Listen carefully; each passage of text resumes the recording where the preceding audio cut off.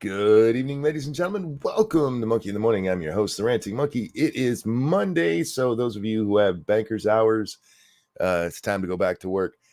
We're going to try to entertain you, and I say we because I'm hoping Jack is here. But for right now, it's just me. We're going to try to entertain you on your way back to work. And look, I know some of you are going to be bored by the first part of the show because we are going to talk about the Super Bowl. Not much about the game itself because there's not a whole lot to say there. It was a boring first half. The Chiefs honestly didn't deserve to win the game. They tried their hardest to lose this thing. But in the end, they prevailed in overtime in a thrilling conclusion. It was a great end of a game, but God bless, man, the first half of it just sucked ass. The only part of the first half I liked was that it reminded me that the Deadpool 3 trailer was coming out, and I went and watched that. But the game itself was just dull as shit, man. I've noticed lately that the Super Bowls they've gotten a lot better at the end being interesting. It's been a while since we've had like just a major blowout. I guess the last time, well, not too long. I think you could say the Chiefs got blown out by the Niners or by the Bucks when they played them. But it's been a while since you could turn it off at halftime and go, yeah, that game's just over. That used to happen a lot, like in 95. Back when my Chargers got their chance to play. But let's just talk about the game. The Patrick Mahomes wins MVP for his third time. His third Super Bowl win in his, 5 years in the league? In 5 years in the league, he's got or is it 6 years in the league? But he's been to 4 and he's won 3. And he's got MVP each of those times. And he really did carry his team today, man. I don't know why Reed wouldn't just open up and let him throw the ball more. I saw, it's so good. He's being so smart with the football. Smart with the football is scoring, for fuck's sake. And you guys kept running. They kept using their running back, who was not doing very well. And at the end of the game, Patrick Mahomes, the quarterback, had more rushing yards than the running back, who was given the ball a bunch. It was really, really bad. I do not understand the play calling in this game. Hi, Nets. How are you, sweetie? They should have brought back Puppy Monkey Baby. What is Puppy Monkey Baby? Oh, man. There's a new movie coming out called Monkey Man. I felt a little insulted by that because it suggests I'm some kind of murderer. My wife calls me Monkey Man. Like, how dare I think I'm going to sue. It's a Jordan Peele thing. I can sue him, right? Can I sue him for defamation? I think I can because he's suggesting that I'm being murderous, and I only have murderous thoughts. I never actually kill anybody.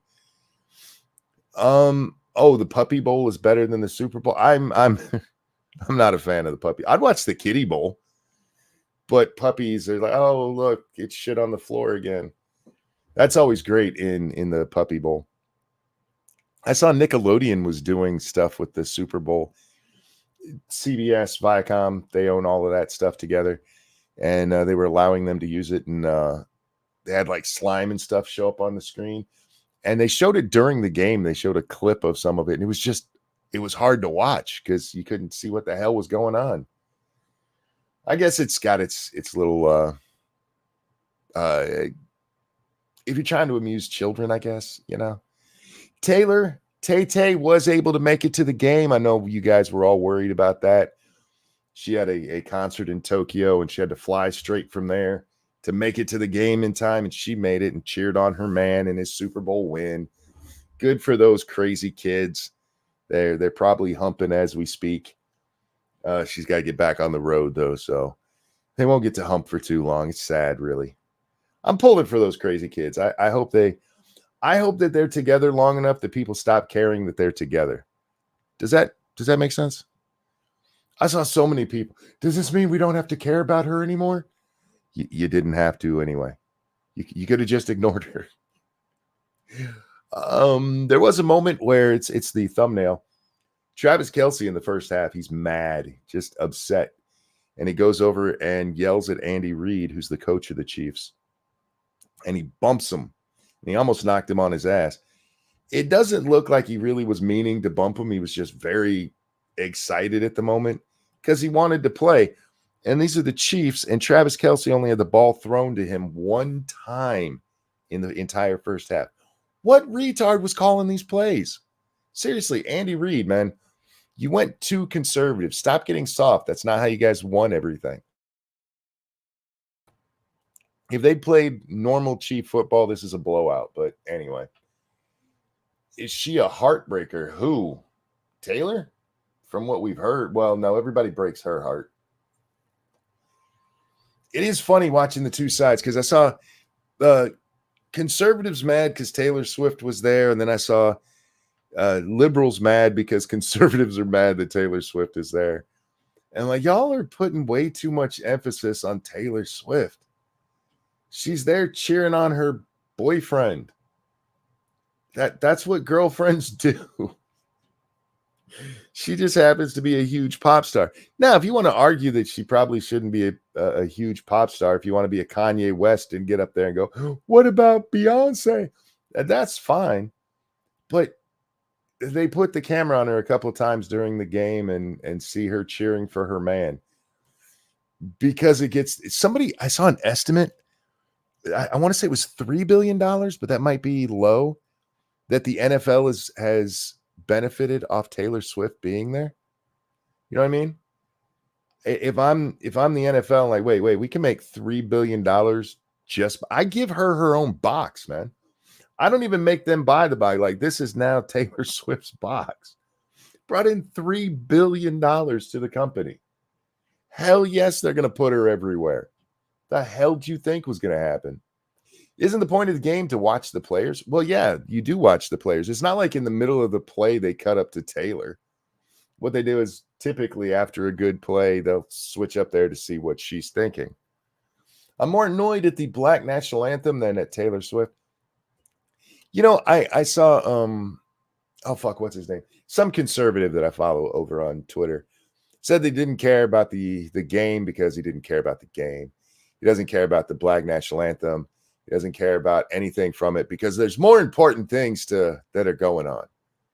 And on most of them, I agree because he says he doesn't care about Travis Kelce and Taylor Swift. You clearly care enough to know their names. But the one that I disagree on is the Black National Anthem. There's only one national anthem. It's not a minor thing to be pushing that kind of division. I get why the NFL's doing it. I think it's asinine, though. And I think it does if you want to just call it the Black Anthem, cool. I don't care about that. You can call it that. You can bring out whatever you want to and call it the Black Anthem. But when you say national anthem and say Black National Anthem, you're actually implying that me and Black people are from different countries, even if we're both born in America. That's nonsensical. It's stupid, actually. It is one of the important things. It is how it's them selling division. So now one thing I did find funny in the game is early on, and they did replay it later, there's an ad for State Farm. And I probably should bring it up and show you guys, but right before the show went live, my Starlink went out. And watching it on the AT&T, it just would not be the same. So we won't be watching the ad, but I'm going to tell you about it. Hey, Jack, how you doing, my friend? Oh, not too bad. How was the Athletic Collective event? The first half was boring as shit. The end was good. Overall, not a bad game. But we're talking about some of the commercials now, and I want your take on this one, Jack. Okay. So Arnold Schwarzenegger is in a commercial for State Farm. Uh-huh. And he keeps saying, like a good neighbor. Yeah, I saw this one. Yeah, they keep cutting and go, no, it's neighbor. And when I heard that, all I could think is, are they really saying that you got to use the hard R? Yes. Because that's what I took away from it. This whole thing, like, wait, I'm pretty sure we're not supposed to use hard R's. And it's a little, I was kind of shocked that they did that because they're making fun of his accent. You know what I mean? And so in today's climate, making fun of a foreign accent, is that really allowed? I don't know. It is a little edgy by today's standards. It's very edgy by today's standards. Keldrig, thank you. I don't know why anybody ever cared about Taylor Swift and Travis to begin with. Like a celebrity is dating an athlete. Whoop-de-doo. It must be a day ending in Y. Because it's Taylor Swift and she's the biggest pop star on the planet. That's why. Plus the balls it took for him to be like, I don't even know her, but I'm gonna hit her up in DMs and see what she say. Well, I mean, she's got a track record of bad decisions. You might as well take a shot. Shoot your shot, as the kids would say. Yeah, man. I admire that kind of confidence, man. Right. I like a dude who's like, I like her. I'm gonna see if she want to talk. We don't have enough of that anymore. Now it's like, did she tell you that she wanted you to DM her? Because if not, that is like totally inappropriate. Oh my God. Well, I mean, the guy seems to have a bit of a temper, so he gets excited during the game. A little excitable. Yes. Smack the sass out of somebody. I saw. Stephen Miller said, I'm glad to know Taylor Swift's not going to get beat up by her gigantic boyfriend tonight. And I'm like, okay, I get what you're getting at there, because NFL players, they have a reputation. But I've never heard of Travis Kelce assaulting anybody. So Yet. There's a first time for everything. Doesn't have to worry about it now because he won. He won, so it's all good. Yeah, it means he's getting some tonight. Do you think he's wearing a Super Bowl cock ring? I think she's wearing his Super Bowl ring, and he's begging for poon right now, or he's burying his face in it, in her geriatric pregnancy vagina. Thank you, Dixie Rose. That is very, very generous. American Heart Association for a little bit. Please keep us posted on how things go so we can make sure she has the highest donations. I will. I haven't looked at it today. I still have to put yesterday's donations in there. So I'll do all that when this show's over. Actually, probably after I wake up, because once again, Jack, you're going to be shocked by this, but I'm tired as fuck. Oh. I slept a few hours before the game, but not near enough. Anyway, real quick. Thank you, Alan, for the generous donation. Morning, my friend. Good morning, Alan. Hope you're doing well. The other commercial that I gave any shit about was the one. Well, there's two, I should say. Alan, thank you so much. He says, morning, monkey. Good morning, sir. I hope you're well, sir. There were a couple we should talk about. We had the Jesus commercials. And I saw a lot of people mad about the anti-hate Jesus commercials. I mean, I guess I get it, but it's not like they were. These were things like, hey, Jesus brings us together. Don't be hateful. And I saw, how dare people have Jesus during my Super Bowl? During my atheistic cult worship. You mean where everybody thanks God? Yeah, it's fucking weird that they had that on there. Yeah, it's crazy talk.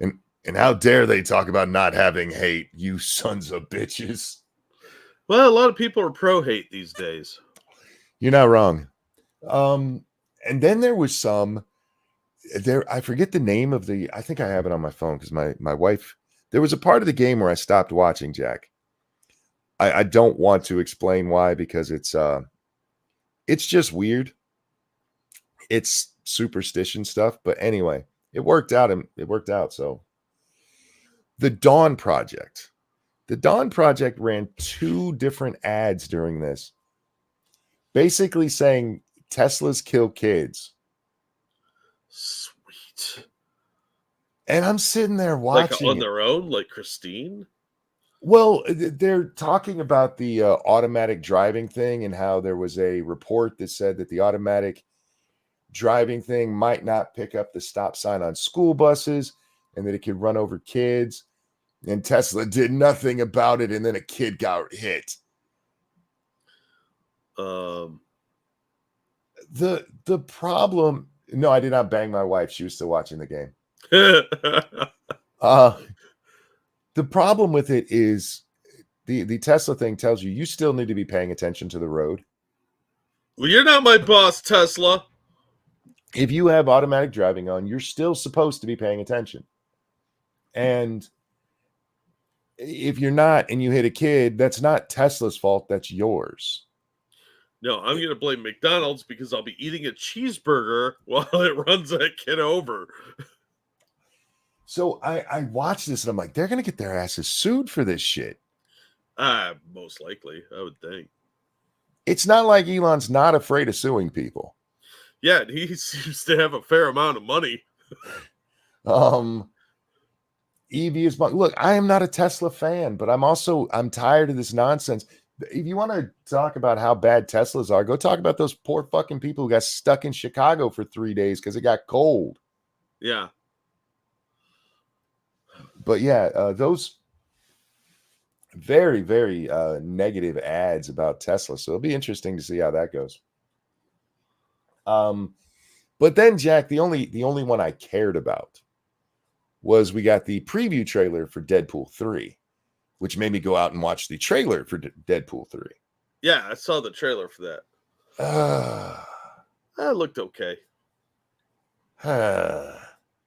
I saw several people make videos about it, and everybody's rushing to make the quickest video about the breakdown of it, and most of them aren't even doing a breakdown of this trailer. Yeah. I was glad to see Matthew McFadden in it. I really like him. He's a really good actor. He's the one that's playing the time variant agency. Authority guy. Yeah. Authority, that's it. Yeah. Yeah. I'm not familiar with that guy. He's on a show called Succession, I hear, which I've never heard watched. that he's on that. I haven't seen that either. I remember him from Spooks. It's a British show. It's in the States. It's called MI5. And I've heard good things about him. I've never seen anything. Oh, he's a great actor. If you've never seen Death at a Funeral, it's an amazing film. The original, not the crappy remake where they made it wacky and full of black people for some reason. Because it's a British movie, so it's a little dry. But it's got the Alan somebody whose name I can't pronounce, who was in Tucker and Dale versus Evil and Firefly, the pilot from Firefly. And that dude gets wasted on mushrooms and gets naked. There's a midget played by the guy from Game of Thrones, whose name escapes me at the moment. And the midget had a love affair with somebody. It's a whole thing. And there's everything that can go wrong does go wrong. And Matthew McFadden's like the main character in the movie. It's a great film. Nut says Hugh Jackman shared it. So did Ryan Reynolds. My wife follows Ryan Reynolds. And Peter Dinklage, yeah. She absolutely loved him. So she brought it down. She said, did you see it? I watched it. But when we see Deadpool, the end of 2, at the very end, there's the post-credit scene where he goes back in time. He saves Vanessa. And then he saves Peter. He doesn't save any of the other X-Force members. In fact, the way that he talks, it's as though Viper's at his... Who's the guy who spits the green stuff? Dies in the wood chipper? I don't remember his name. Zeitgeist. Okay. Yeah. And the way that it's presented, it's as though that still happens. And he's just... Because he tells Peter, don't turn around, just walk away. As though that still happens. But then in this trailer, we see Shatter, whatever his name is. Shatterstar, yeah. Shatterstar. Who got, hits the blades of the helicopter. What they said at the end of the movie, because he was still tinkering with the time device at the end. Remember, he was trying to recharge it with the crazy girl with the short hair. Well, they do that, and then that's how he uses it. Yeah. Yeah, but he was still going back in time. He wasn't just done with it. So he undid everything that happened in the movie. Except, and I hear you, except you have that one with Peter, which is the only interaction, which you don't need to have that one if you go back far enough to where you just don't have any of them jump. Yeah, but I think that was the joke, is he wanted to save Peter first, and then he went back and saved everybody else individually. So, I don't know. They said at the end there that he undid everything. So, well, he says he's cleaning up the timeline. He doesn't say he's undoing everything. Yeah, that was the implication, though, at the end, was that because they make an offhanded comment that basically the movie was a complete fucking waste of time because he undid everything. I couldn't. I kind of tuned out the second movie after the prison escape. It was really boring. The first time I watched Deadpool 2, I didn't like it. But the more I watch it, the more I really, really like that movie. Yeah, I thought the scenes with Juggernaut were pretty funny. Uh, it had some really good moments, but it does take a couple repeat viewings. Yeah, I from you and I interpret the end of 2 completely differently because I do interpret it the way that I've just said, that he only saved some people, not everybody. But even with that, why bring that guy back? There's probably a reason for it. Maybe he's a member of the Time Variance Authority or something. I'd rather have Terry Crews. Yeah. I mean, I get you. I like Terry Crews. I like Terry Crews too. And that dude, I have no attachment to whatsoever. And I was actually funny the way he died. And I wish they'd leave that. But it really does look kind of like I get what they're trying to do. At least I think I get what they're trying to do. He's going to go through to bring the mutants into the MCU. Mm-hmm. Everything's converging like that. I just kind of have I don't like we're watching these time things and he's going to jump in there to fix this and this and this. Time travel stories just get dumb. Yeah, we saw it with Endgame, man. Endgame could have been so good, but they went with that stupid ass time heist shit. Unfortunately, I don't think this is necessarily a time travel movie. I think it's a multiverse travel movie. They're going to merge 2 timelines together so that it's all happening at the same time. He's just bouncing between 2 realities, and they're going to end up converging at the end. I suspect it's going to play out a lot like Loki season 1. Speaking of that one actor who's playing the time variant or the time authority guy, it says I think he was considered for James Bond at one point. I could see that guy being James Bond. Yeah, he's a really good actor. He was in like Pride and Prejudice. He's done a bunch of those very British stories. I mean, Evolved Potato says if it takes a couple of viewings to get good, I'm not wasting my time on it. If I took that view, I wouldn't like Robin Hood Men in Tights because that one took a while to grow on me. Yeah, sometimes the first time you watch it, you're not in the right mindset for it. You're expecting something completely different, so you'll hate a movie. So then when you watch it and you're getting a little bit more in tune with what they're trying to accomplish, you'll like it a little better. There's a few movies like that took me a few viewings to get to. Yeah, there's not many of them I can point to, but those are 2 that I definitely can. Deadpool 2 and especially, I hated Robin Hood Men in Tights the first time I saw it. Yeah, I did too. Absolutely hated it. Now I actually laugh at it. Yeah, the multiverse movies have been pretty bad. I would mostly agree. The Spider-Man movie wasn't bad. I like what they did with it. A little less whining, and there's no reason to kill May, but otherwise it wasn't horrible. I just don't like the concept because multiverse, I know you make the distinction that it's multiverse, but rather than time travel, but it's the same basic concept. You're not wrong. But it does matter because time travel, you can cheat easier. Yeah. You're not wrong about that part. Infinity War could have been good if the Avengers won at the end of it. I don't mind the Avengers losing at the end of Infinity War. I actually think that gives you the impact of that movie and I think it's necessary for them to lose.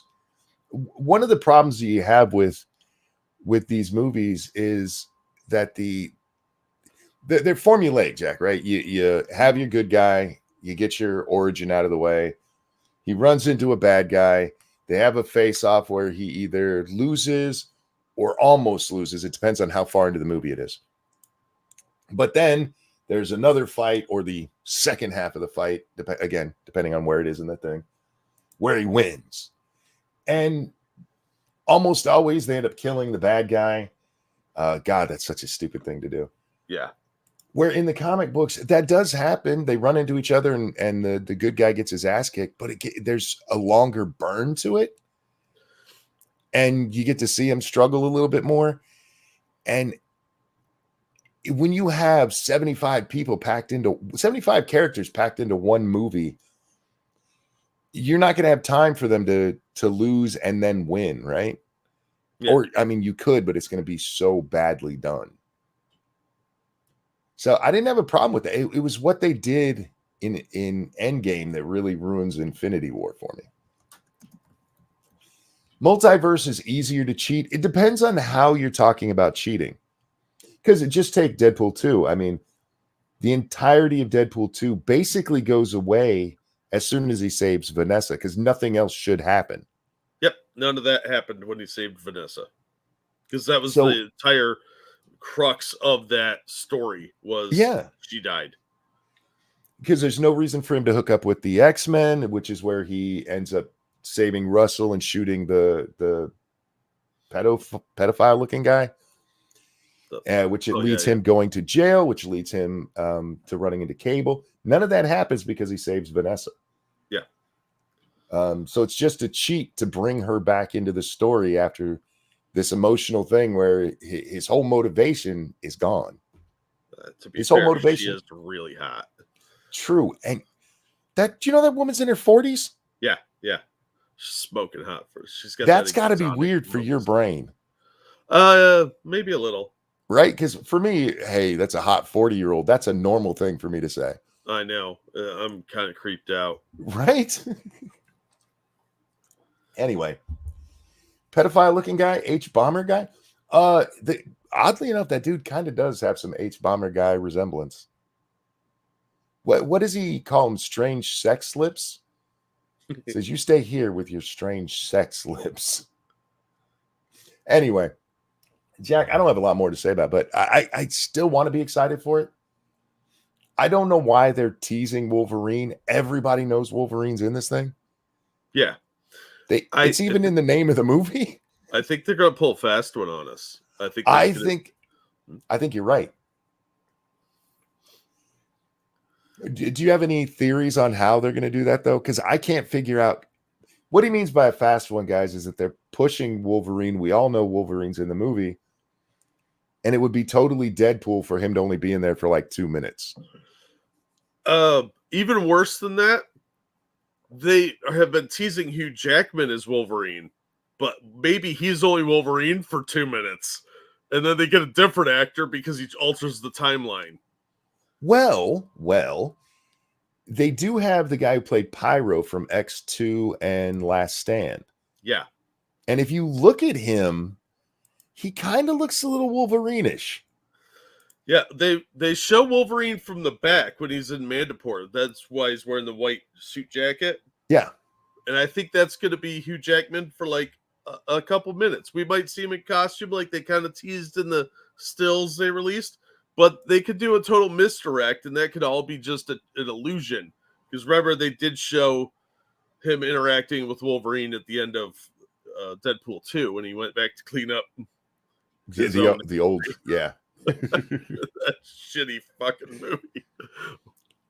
Yeah, it'll be interesting to see how they do it. I hope they don't go that way because Wolverine and him together, those two guys are funny to watch together.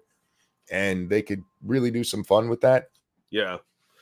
Alan, I'm with you. If this had been filmed in the 80s or 90s, Glenn Danzig would have been perfect for Wolverine. He's a short, muscular, hairy dude. Yeah. Hugh Jackman's a little tall to be playing Wolverine, isn't he? Yeah, he's a little too tall and a little skinny. He's got to look a little more squat, like a little brick house. He needs to look more like Vouch could mistake him in porn. Short stacked. Deadpool holding up the MCU all by himself. Not entirely. Spider-Man is still doing very well for the MCU. So Spider-Man and Deadpool holding up the MCU. Yeah, they got to renegotiate on Spider-Man yet. So two characters who aren't, or at least I mean, Deadpool is now, but those two characters didn't start in the MCU.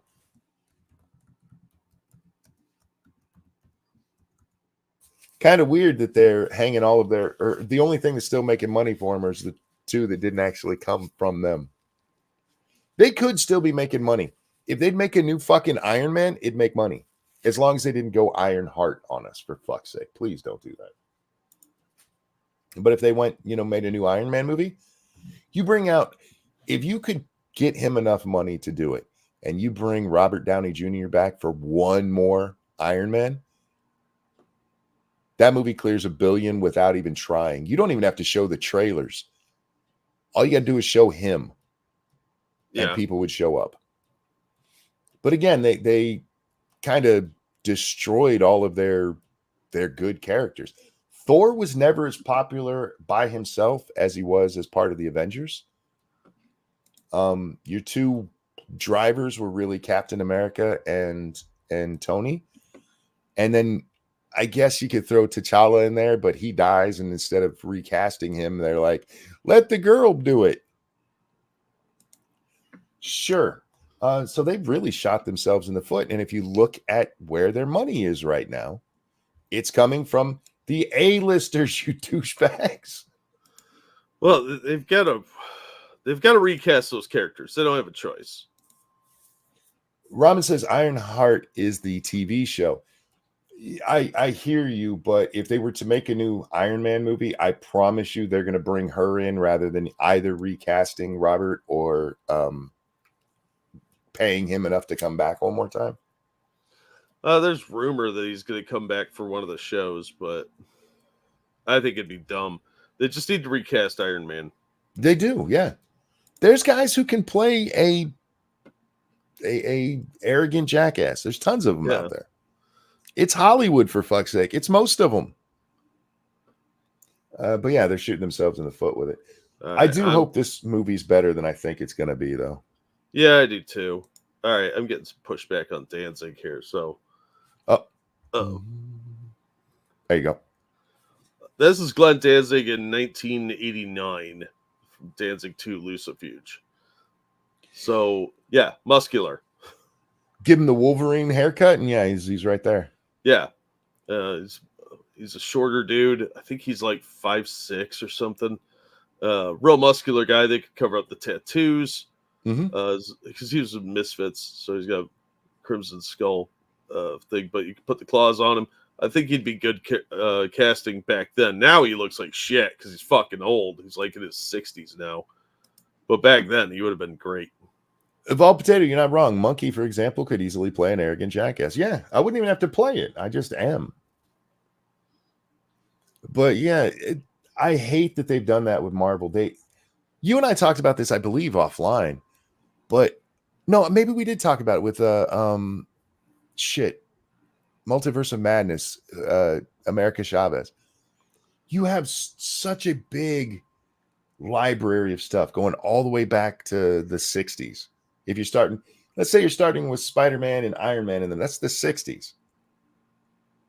And they've rushed to modern day. Yep. To the worst stories they could because of equity and inclusion. There are so many they could have done. They could be putting these out once every 2 years for each of these characters. And if they use the right stories, would you have some drop off from fatigue? Sure.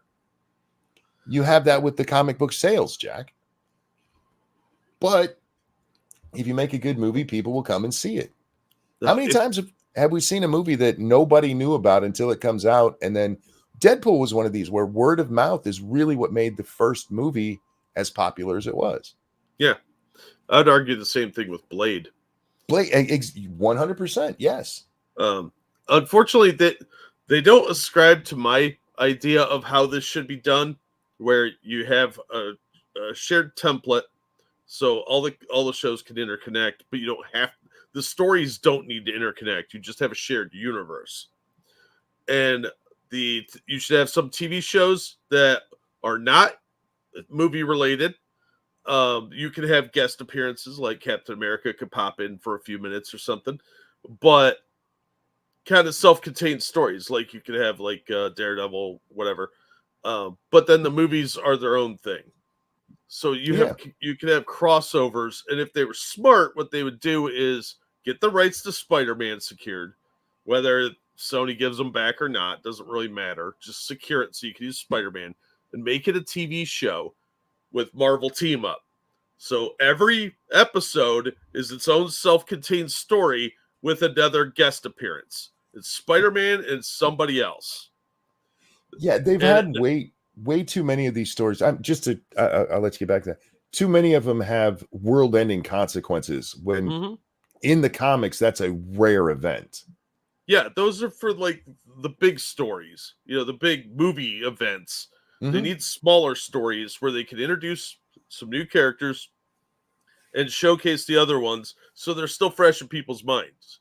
So it takes like a year or two to make one of these movies, right? Yeah. Make it well done is 2 years or something. So during that downtime, you do like a Marvel team up and have two of the characters whose movies are in production do an episode together. So you have like Spider-Man. They usually use Spider-Man or Marvel 2-in-1 was the thing, and somebody.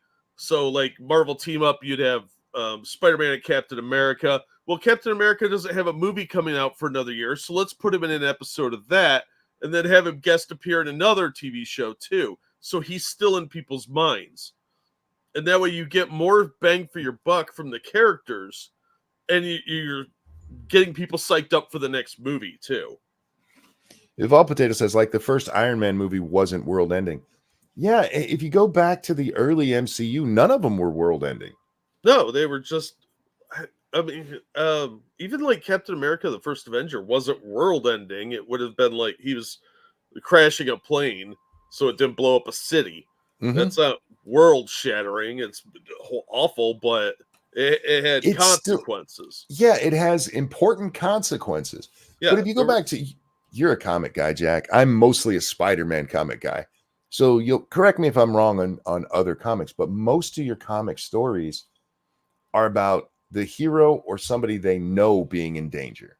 yeah. You've got different levels of danger. You've got like the support cast being in Mhm. danger. You got your Lois Lanes, you got your Jimmy Olsen's, their friends, family, etc. Or just some random like the mayor's daughter's been kidnapped or something like that. Or some terrorists have taken over. So you have small stakes where they're personal with the support cast. Then you have intermediate stakes where it's like a yacht full of people, or a plane was kidnapped or something Mhm. like that. And then you have larger stakes where it's like a city's at risk. Coast City's going to be attacked by Sinestro. Th- And then you have the cosmic level where it's like world shattering or alien invasion. Those are your once a year events in comics. Those are the big crossovers. The other This ones are your regular issues. this is Kyle says Captain America 1 was world changing, not world shattering. Good way to put it. Very. Yes. And Evolved Potato points out that the first Thor movie was nearly entirely in one small town. Yep. Yep. And that sort of thing happens a lot in comics. Like Captain America used to ride his motorcycle across the country, and he'd just get into various shenanigans. Well, you also open up the problem like with Multiverse of Madness, right? There's a Doctor Strange movie. We're not even talking about the world ending. We're talking about reality ending. And none of the other Avengers show up. Yeah. Well, I mean, there were other heroes that did pop up and they all got killed. So. But not the Avengers specifically, Earth's mightiest heroes. Yeah. And No, I mean, if they were smart, that'd been the perfect time to introduce the Great Lakes Avengers. something you get to a point where it's like, okay, I'm supposed to believe that this was so world shattering you needed all the Avengers because a snarky robot pops up. But over here, where you're literally talking ending all reality, it's not so Wanda can go see kids that she never really even had. They're like, we got this weird chick we found who just kind of fell into our world. She'd be strong enough to beat Wanda. It's nonsensical. And look, we're talking about comic books here, so I'm okay with suspending disbelief, Jack. Yeah. But when you're talking, the world is going to end. Get the Avengers. I got it. I got this one. They went too big with their stories, and Infinity War works as its own thing as long as your other ones are more personalized. Like you're talking about your small story, your medium story, and then your large story. And I think they've almost been forced back into the smaller stories right now. We've seen a lot of reshoots on some stuff. Yeah, well, they haven't had much of a choice because there's only so many shattering events that can happen before people are like, it turns into like Airport 77, Yes. where it's or Towering Inferno. It's been done to death. Let it go. They need to Now, scale it back, make it a little more personalized. Like Winter Soldier was really probably the best movie for what we're talking about because yes. the stakes were not that globally high.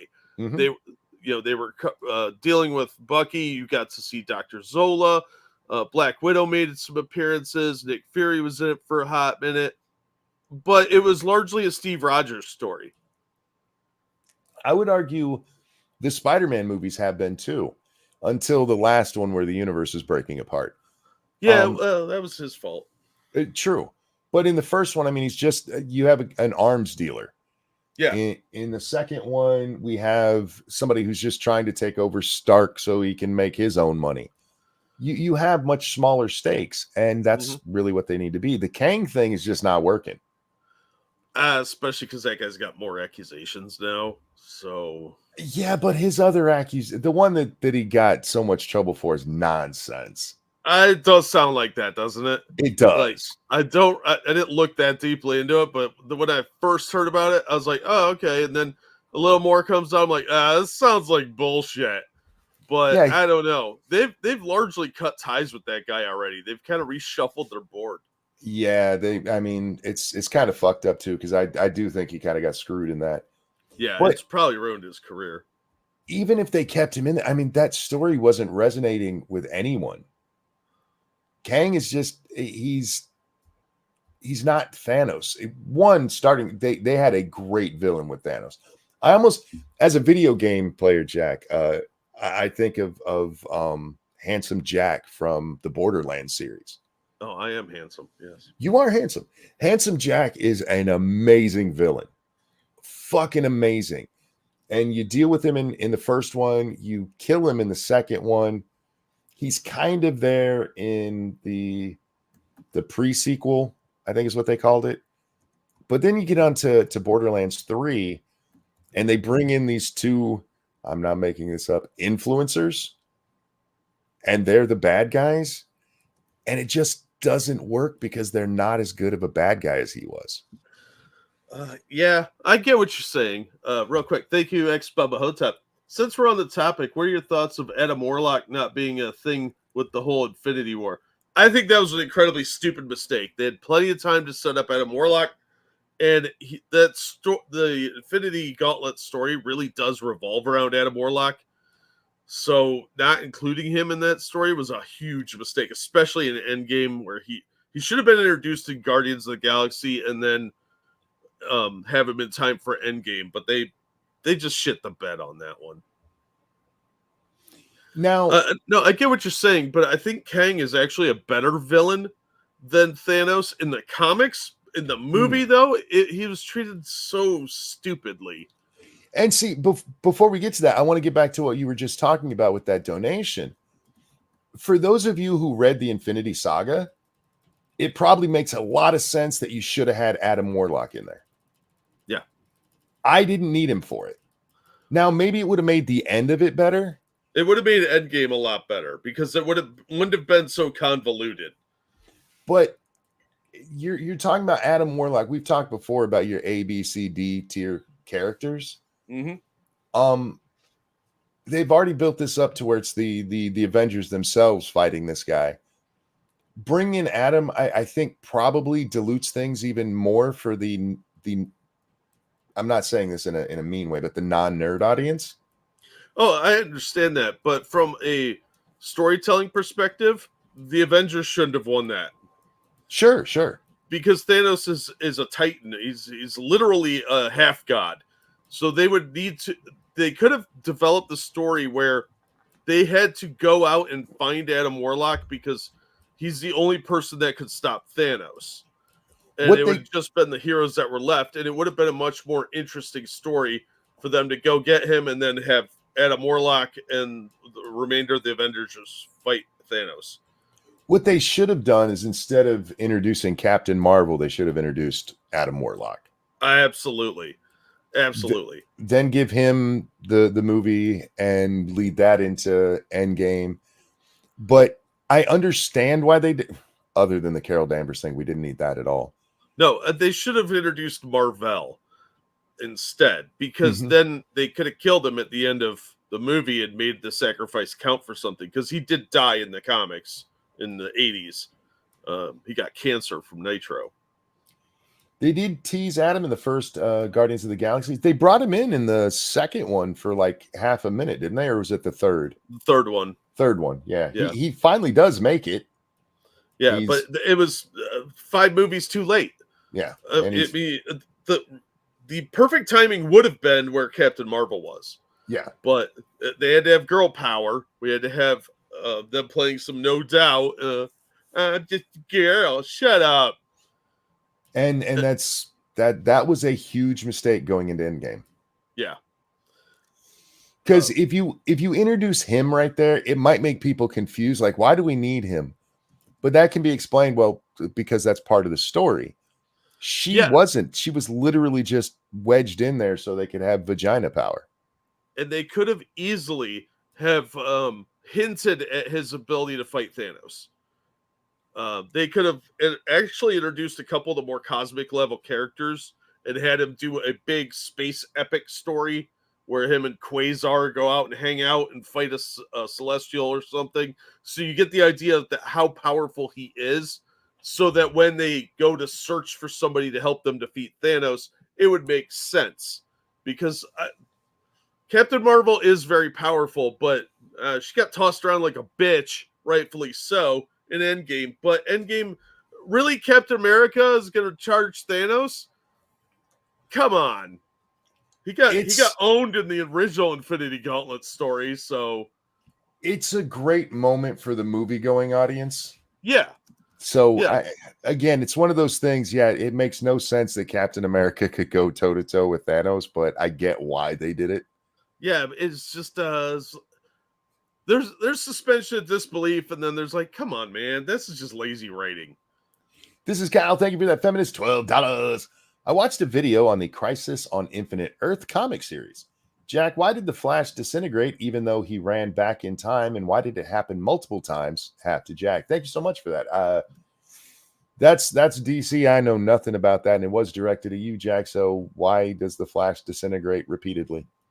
He was trying to, if I remember, it's been a while since I read Crisis, but if I remember correctly, he was trying to slow down the destruction of the Earths by going back in time. And he ends up sacrificing himself. It was the perfect death for Barry Allen, and then they brought him back for some stupid fucking reason recently. Now, Viking says in chat, I realize I'm a nerd and I'm splitting hairs. Don't worry about that around here. Especially when we're having a nerd conversation. That's where splitting hairs matters. There's lots of those theory channels, Jack. Yeah. This is my version of that when we talk about this stuff. Because in theory, the right way to handle Adam Warlock, who I've still not seen Galaxy 3, and somebody said that he was wasted. I think it was he was Viking. very wasted in it. From what I've seen and understand about it, he's basically a bumbling retard. Yeah. And this is the guy who should have been brought in to stop Thanos. Yeah, because Adam Warlock is not a bumbling retard. He's Space Jesus. Yeah, so... real quick, thank you, Tyrai. I want a story that knows how to utilize Dr. Doom. I won't hold my breath on that one. Now, let's talk about that for a minute, Jack. I don't know if you noticed it in the trailer, but at the very end of the trailer, where Deadpool's lying there and you see Wolverine's shadow, as they're panning in on that, there's a comic book laying there. And the comic book is the Secret Wars comic book with Dr. Doom on the cover. Yeah, they're building up to Secret Wars. They've already announced Secret Wars. Sure. But nobody was sure whether or not they'd actually bring in Dr. Doom. They'll most likely bring in Dr. Doom during the Fantastic Four movie, which they did allegedly cast Pedro Pascal as Mr. Fantastic. There's Somebody like mentioned that in chat earlier, and that annoys the shit out of me. yeah, he's way too old, and he doesn't look like Mr. Fantastic. No, I don't think John Krasinski made a very good Mr. Fantastic. He did fine with the role he was given, but that's not what Reed Richards is like a 40-year-old straight-laced, average-looking white dude. He doesn't have like, look like he should be in a Goofy cartoon or look like the Mexican version of a guy who should be in a Goofy cartoon. I'm going to say a very unpopular thing right now, and that is Ruh-roh. Pedro Pascal has a round head. He is a funny-looking dude. Yeah, he's a weird-looking man. Mm-hmm. And look, I respect him as an actor. He's a good actor, but I don't think it's the right fit. I think they should have got somebody else, somebody a little less homeless looking, somebody that cleans up a little better, and maybe it won't be as weird, but I don't know. So I think they're going to do Secret Wars, and that if they're smart, they're going to use that as a soft reboot to bring in new actors to play the main heroes. But I don't think they're going to, because it sounds like they're not doing it that way. Okay, Jack. All of this, because we're seeing some stuff about writing in the thing here, how we could fix a lot of this with the writers. I think you're right, honestly, guys. But I think there's a lot of problems with movies these days. And I've recommended him so many times. The Critical Drinker has a new video out. He's got a whole series on why movies suck these days. And the latest installment is why are they so expensive and how to fix it. And number one on his list is overpaying actors. Yeah, there's that. And his reasoning being, and the reason I bring this up also is because we talked just the other day about Coyote versus Acme, where literally there's no reason this movie should not be released into theaters. Yep. Except they know they get a tax break for throwing it in the trash, and releasing it in theaters is, we might make some money. It's just too expensive these days. That's just dumb. Did you see The Rock is going to be paid, what is it, $30 or $50 million for his next movie? Yeah.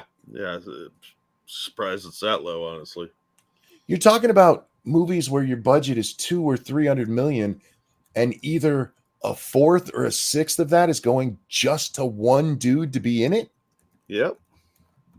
That's insane.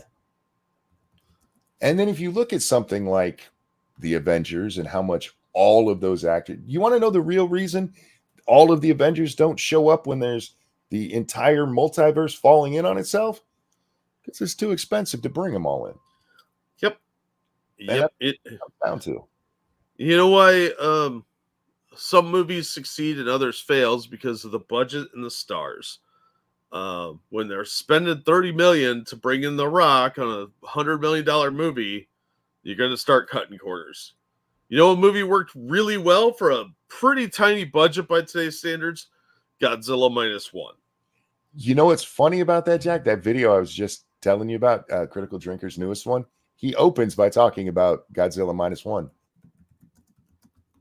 and how it shows that with a relatively small budget, you can actually make a decent movie. Yeah. What they should be doing is casting nobodies, up-and-coming actors that are okay actors. They don't have to be fucking stellar. You're making comic book movies and TV shows. Just cast a bunch of them, find some TV actors or something, and cast them, and bring the budgets down.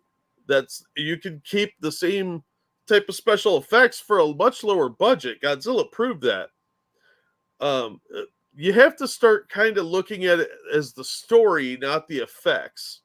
Yes. So, I mean, look at what Blair Witch did.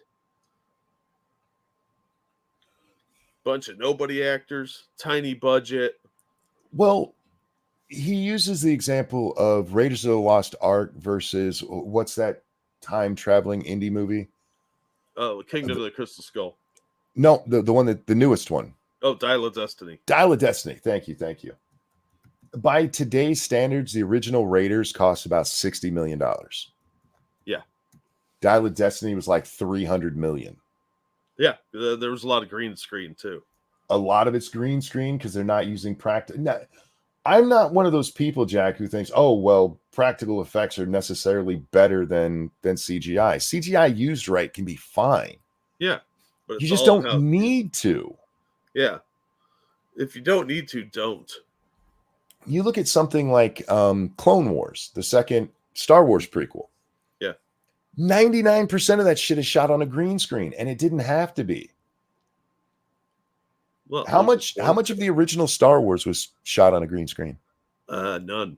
None. Well, I think there was they did some manipulation with like the land speeder when it was moving, but I don't think it was green screen. I think it was just trick effects. It was a visual effect added later, yeah, from what eventually becomes Industrial Light and Magic. Yeah. They used miniatures. And it's amazing to me that they put so much of this money into CGI and they don't really get anything back for it. That's what you're looking at. Return on investment. Yeah. Yeah. And there are safe bets and then there's stupid ones. Real quick. Thank you, Keldrick. Brief aside, springboarding off of the Ironheart America Chavez stuff, it infuriates me that they keep creating female versions of male heroes where there's a wealth of interesting and unique heroines in the comics that go largely ignored. Yeah, well, they were doing that because they wanted to replace a lot of the male characters. Well, and in fairness, and please understand, I'm not being fair to them doing that, but there's a ton of male characters that most people have never heard about. Just the most insane shit, and somebody would tell you it's a character, and you're nah. Yeah, you want to make a real low-budget TV series based on a Marvel character, do Nomad. It was basically Kung Fu. This superhero who doesn't even wear his costume 99% of the time. It used to be Captain America's sidekick. Drives around the country with his kid. Yeah. It's fucking BJ and the Bear meets Kung Fu. And you can it turned into Renegade. Remember that show with Lorenzo Lamas? Yeah. Yeah. It would turn into that. And it would be entertaining because you know what? There's been a ton of those shows. BJ and the Bear, Renegade, Knight Rider, Kung Fu. How many do you need? Because that's the Lone Wanderer story, especially Lone Wolf and Cub style, has always been popular. Oh, I can give you a more recent example. Reacher. Yeah. Reacher, especially the first season, it is a lone wolf story. Yeah, and he's basically a superhero. Yep. So you could easily do a show like that with where he's just driving around, going place to place. They could do the same thing with Ghost Rider. He was a fucking carny. Lisa says, I would say Luke Cage, but they screwed that up. Yeah, they did. I was really invested in the first 4 episodes of that, and then I just tuned out. I thought the first season was okay. I like the actor, but the story was a little too much like a really cheesy blaxploitation film. And I kept waiting for Dolomite to show up. You know what killed it for me, really? Is all the Yakuza shit. I don't know if they actually call them that in there, but ever since the first Punisher movie, somebody just mentioned Punisher, it's Synergy, Jack. Yeah. Where Dolph Lundgren is just beating up Chinese people. I'm like, really? That's where you went with your first Punisher story? Yes. That was a Mac Bolan movie.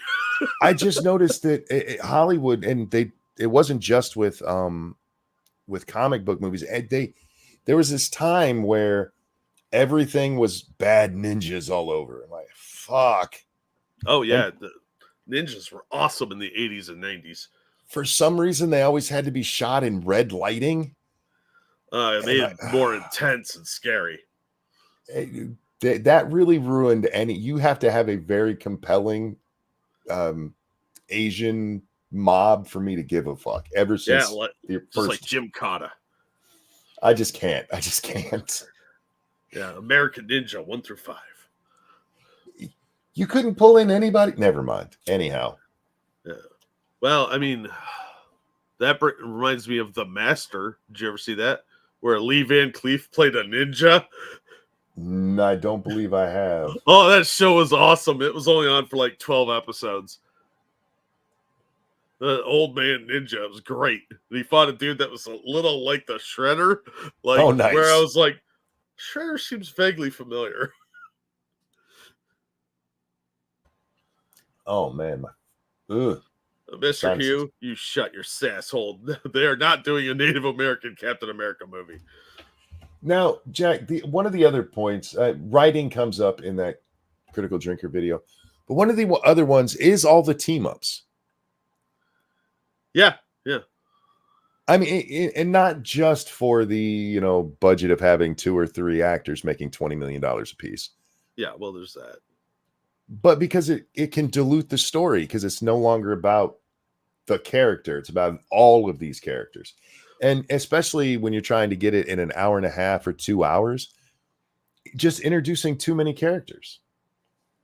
The reason Infinity War works is because most of those characters, or at least the interesting ones of them, already had their own setup.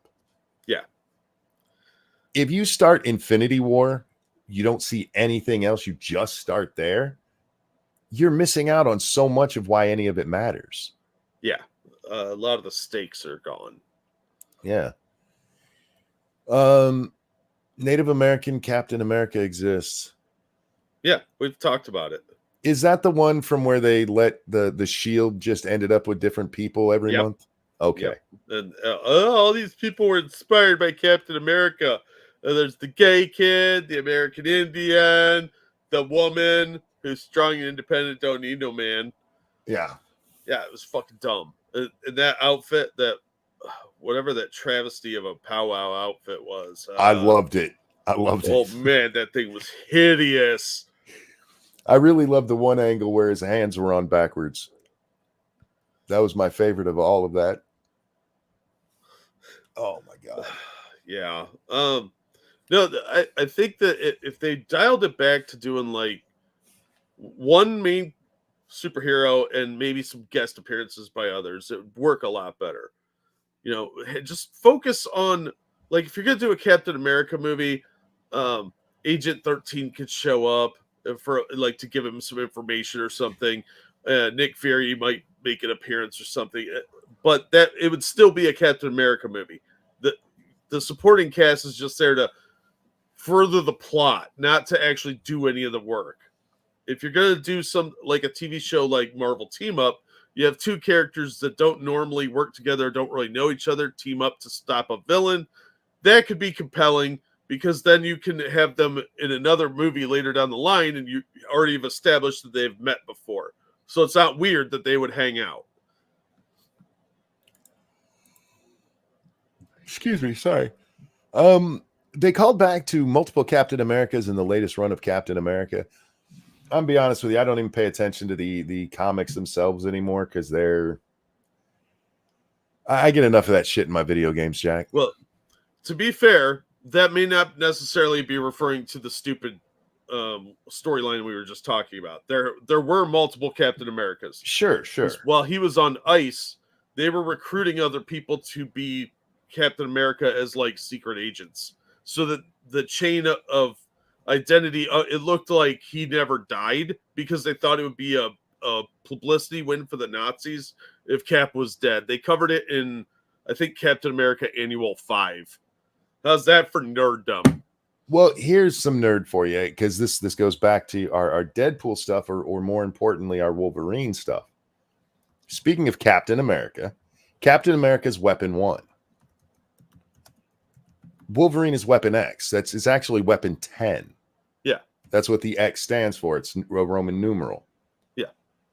Do you think that the MCU is going to tie those together now? They might. I don't know if they're going to or not. Because isn't Deadpool 11? Not in the movies. In the movies, but in the comics. In the comics, I think he is. Because there were other members of the Weapon X program too. Because like Maverick and Sabretooth were both in the Weapon X program. Along with I think Lady Deathstrike and a couple other people were vaguely involved in that as well. But they did at one point delineate who was Weapons 2, 3, 4, 5, etc. Mr. Hughes says, wasn't Deadpool X? No, X was Wolverine, right? Yeah, Wolverine was part of the Weapon X program. There were multiple people in Weapon X. Yeah, but when they mention that it's the Roman numeral X, that he's Weapon 10. No, the X refers to the program, not the specific person. Unless they've changed that. That's how it used to be. Because there were multiple people in the Weapon X program. Right, and that's because, like, technically Captain America is part of that. He's the first one.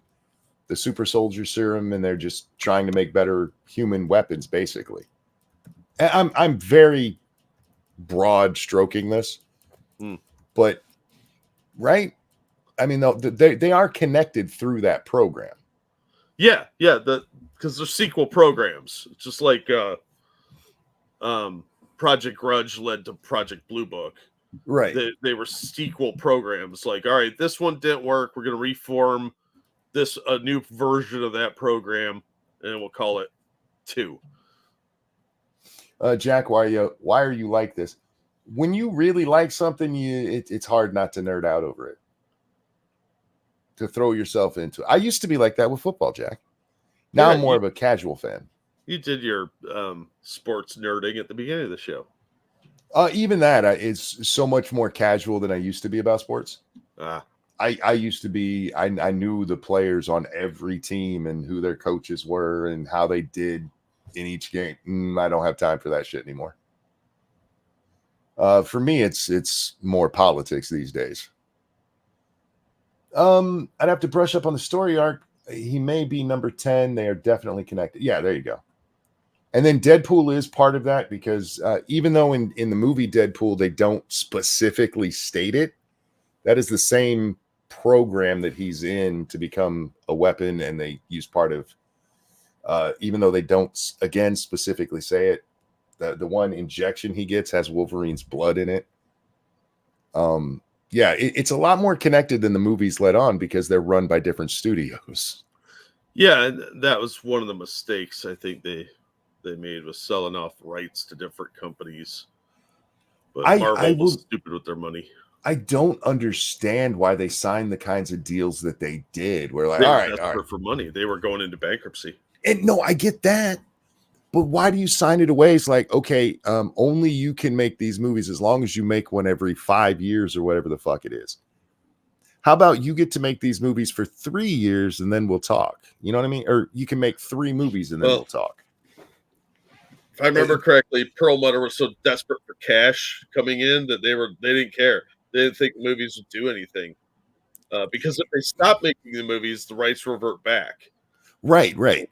And that's why we got Fan Four Stick. Yeah. Well, that's why the Roger Corman Fantastic Four movie got made. And then they shelved it because, well, it was pretty embarrassing, but it was a fun film. That movie's so fucking bad. It's great. But they made a movie just to retain the rights, and then they shelved it because they still made the product. So the rights were still retained while they built up to making the Fantastic Four movie that was released with Jessica Alba's hotness. Captain America from Weapon 1, Nuke from Weapon 7, Wolverine, Sabretooth, Maverick, John Wraith, Silver Fox, and Mastodon from Weapon X, and Phantom X from Weapon 13. I'm not familiar with most of those people, I'm be honest. Some of them are newer. Phantom X has been around for a couple of years, but like Sabretooth, Maverick, those guys were all around in the 90s. Right. I know. I mean, I do know Wolverine, Sabretooth, Silver Fox. Yeah, Silver Fox was in Spider-Man books for a while. Yeah, off and on. Again, being a Spider-Man nerd, that's probably why I'm more familiar. Probably, yeah. Honestly, though, all 4 Fantastic Four movies are bad. I didn't mind the first 2, and I know comic fans hate Silver Surfer, but again, it's not a huge fan of the Fantastic Four. I was okay with how it was done. Fucking trash. I look, man, that's how I feel about every Spider-Man movie, so I get it. Yeah, I hear you. Wait till the new one comes out. They're gonna race swap Silver Surfer, or gender swap Silver Surfer. It's gonna be a chick. I thought he was doing it. Never mind. But Fan Four Stick, man, that was bad. That was so horrible. It was so bad. And I actually feel bad for the actors in that one. Even if I gave them their race swap Johnny Storm, which that you could have made Sue black, it would have made more sense. Why wouldn't you make Sue also black? Then you have your interracial couple for your woke points. You have your black woman for your woke points. You have your black man for your, and instead they're like, nah, his daddy went out for cigarettes and a white man adopted him, Phil Drummond style. What you talking about, Johnny? Can't believe I remember his name is Phil. Mr. Drummond. But yeah, it made no sense to race swap him and not Sue. The movie was just terrible, dude. And yeah, and then you go watch the movie. I watched it, Jack. I'm like, all right, you know what? I don't have to like their dumbass explanation, but maybe it's okay. No, that movie fucking sucked. Yeah. The Roger Corman version is better than Fan Four Stick. Is that the one with the weird thing in it? That narrowed it down. I think looks kind of weird in all of them. Yeah, he looks like foam padding, like that expanding foam. Yeah. Okay. The last Fantastic Four movie wasn't too bad. Ramen, you been drinking tonight? Because Fan Four Stick was the last one, right? They haven't made another one. I think Sue was the adopted one. It was dumb either way. Was Sue the adopted one in that one? I think she was the adopted one. Yeah. You know, that's another one where they did a race swap that made no sense was with Cloak and Dagger. Oh, fucking hell.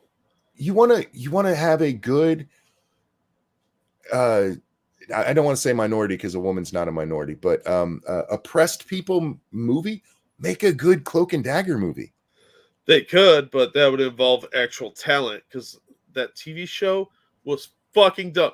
Tandy almost gets raped, and she tries to tell Tyrone about it, and he starts going off about how she doesn't understand what it's really like to be afraid because she's not black. Mm-hmm.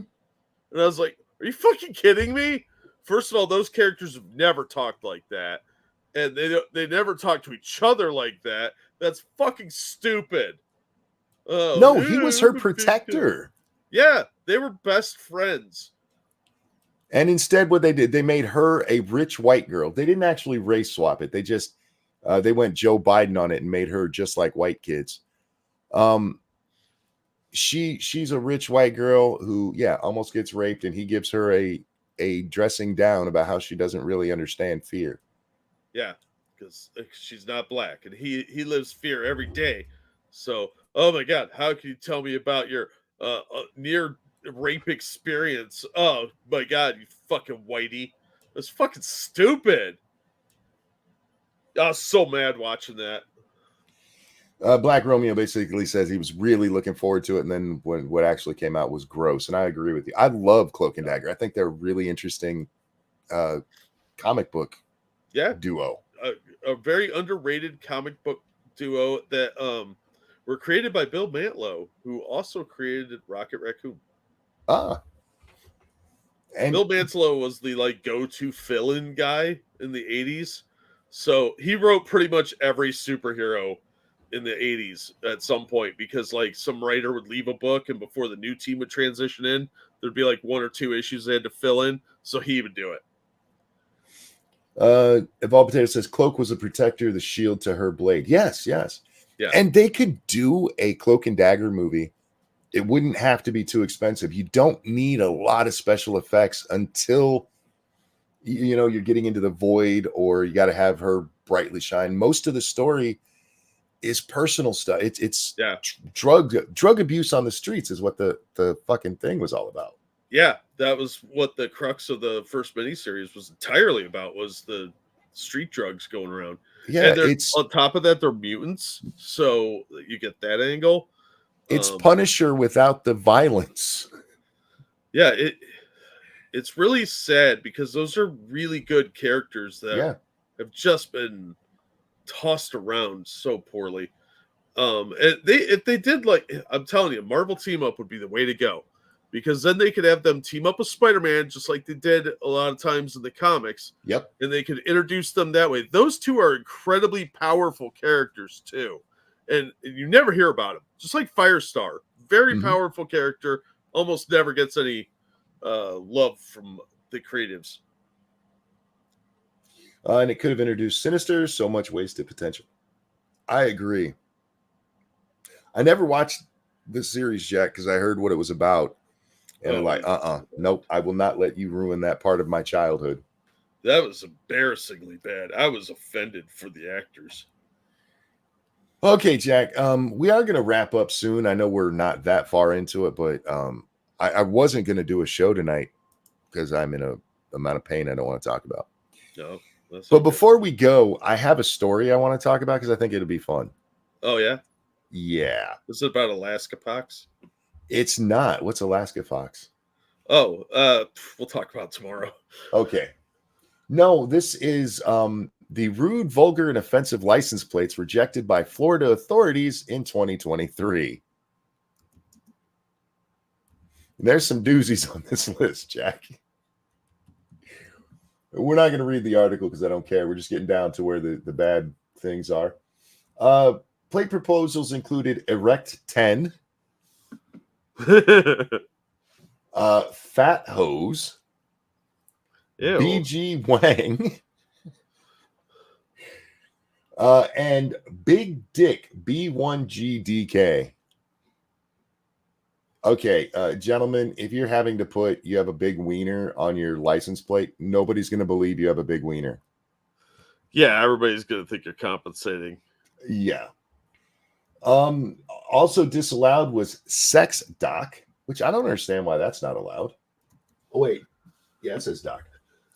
Wet Yet. Okay, I kind of get Suck Me, SUK. Wow. And Love Sex. There's some more, Jack. And there's one I really want to get to down here. Some other raunchy attempts, apparently, from women applicants were also knocked down, including SHVDKTY, or Shaved Kitty, and the less graphic Miss Sexy. Now, I want to talk about Shaved Kitty for a minute, because, gentlemen, I need y'all to answer a question for me. Is that one offensive based on who gets out of the car? And let me give you where I'm thinking. Let's say you're following a car that says Shaved Kitty on the license plate, Jack, and you pull into Walmart, and she pulled into Walmart. Okay. And you look over to see who gets out of the Shaved Kitty car, and it's in her prime Halle Berry. Now, hold that thought for a second. Is that different than if the same exact scenario happens, but you look over and Lizzo gets out of the car? Ugh. See, in the first one, you're more like, really? And in the second one, you vomit. See what I'm saying? I think Halle Berry has weird boobs. Well, we're not talking about her boobs. We're talking about her kitty. I mean, I just don't find her as attractive as everybody else does. Okay, random Asian chick gets out of the car versus Lizzo. Yeah, I mean, if Lizzo gets out, she's like, I shaved my kitty. I'd be like, before you eat it? What are you talking about? Why are you eating cats? Are you Korean? I think it make itchy kitty. Oh, nasty. Ew. Brad, go sit in the corner. When I pee, kitty. Burning kitty. I just think that one, I mean, it's a little worse if it's Lizzo that gets out of the car. Maybe that's why they rejected it. They were like, no, you're too fat for this license plate, ma'am. You are a hideous monster. Other ones included Kidnapped, on Meth, Mr. DUI, Conman 8. This is in Florida, so I'm guessing that was a Krasenstein. 9 Glock, and Murderer. Jesus. Another one, a couple others that were shot down were Cops Lie and Cop Car. I feel like cop car should have been allowed because if you fall for a license plate that just says cop car, I feel like that's on you. Yeah, I'm with you. Um, one one motorist made reference to Florida's bruising fight over LGBT with "Say Gay." Ah, you guys are so funny.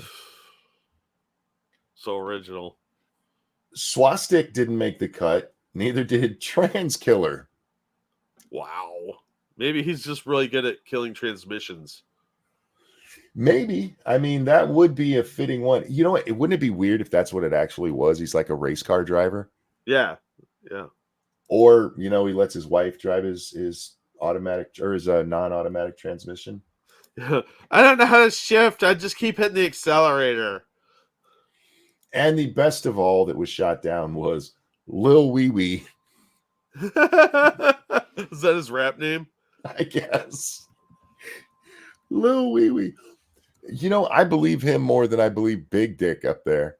Yeah. Lil Wee Wee. Is that Ethan Ralph's stage name?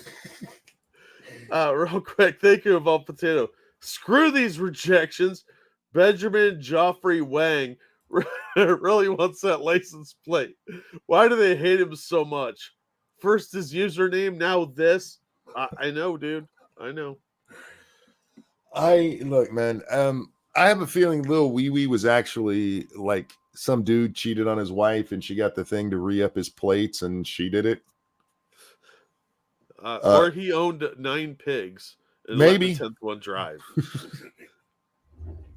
Lil Wee Wee got a python. We all know it. He's going to make people think that. It's actually reverse psychology, and I hope it worked for him. I hope he runs around telling people I got the smallest dick, and we're like, no, let me see. You know what I mean? Well, you asked for it. That got gay real quick. That's like monkey's cock. Anyway, Jack, not a lot really to talk about because I was mostly just watching football and hanging out today. So, if there's anything you want to discuss before we leave, now would be the time to do so. Let's see. There was a shooting at Joel Osteen's church in Houston. Somebody die or just get hurt? Last I heard, only 2 people had been injured, but it was a woman that opened fire, and an off-duty couple of cops took her down. Oof. I have to look into it a little more, but that was a headline that we'll probably look into later on. And the Defense Secretary Lloyd Austin was hospitalized again for emergency bladder surgery. He was just in the hospital not long ago for elective surgery. Mm-hmm. And then he went into the hospital because of complications with his elective surgery. Now he has a bladder issue. I am wondering if Lloyd Austin got trans surgery. Oh, maybe. See a woman, or I think she is stunning and brave if that's the case. I'm just going with the history of the Biden administration. Oh, yeah. He's like, I want my career to go anywhere. Yeah. I want to remain in government. I got to cut off my wee-wee. Now he's the one that put in Lil Wee-wee as his plate. Yeah, he keeps it in a jar in his refrigerator. Yeah. I don't like Lloyd, but emergency bladder surgery sounds like it sucks. I'm wondering if he had like a blockage, which is pretty easy to take care of, but is a big issue that needs looked at if you have that problem. I bet he has prostate cancer and they didn't get it all the first time. That could be it, because they tell us he had prostate problems, but said that's not what the surgery was about. Yeah, but I bet it was. And if they didn't get it all the first time, or they nicked his bladder during the process, it could be a whole nightmare. There's a lot that could go wrong with that. I hope he's okay, because I don't dislike the guy enough where it's like, die, you prick. But I do think that we've been being lied to by our government about what's wrong with this man. What? Are you kidding? Would the government lie to you? To me, no. To everyone, yes. I'll never forget watching. Me and my brother were watching Aliens versus Predator Requiem. Mm-hmm. And there's a scene where They just find out that the government is covering up what's going on in all these murders. And this girl says, "The government wouldn't lie to us," and we both just started laughing our asses off at the exact same time. That was great. Good times. Catheters suck. I don't care how simple it is. Yeah. I don't remember anything about a catheter with my first surgery, Jack, but I do remember when they removed the one from the second one. Oh, yeah, that's the worst part. I was asleep when they put it in, thank God. But when I woke up, they're like, "Okay, we're gonna pull this out." I'm like, "All right," and I was still kind of out of it. You ever see those scenes in movies where somebody's like really drunk and then somebody will dip their head in water and they're suddenly sober as hell? Yeah, they get sober real fast. Yeah. It was just like that. Any fog in my brain was gone. Like, Jesus Christ, could you at least kiss it now? What are you, Jewish?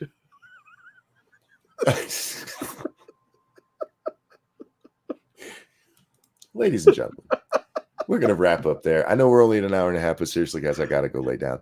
Thank you for coming and hanging out. I know this one wasn't one of our normal newsy shows, but sometimes it's fun to just kick back and chat.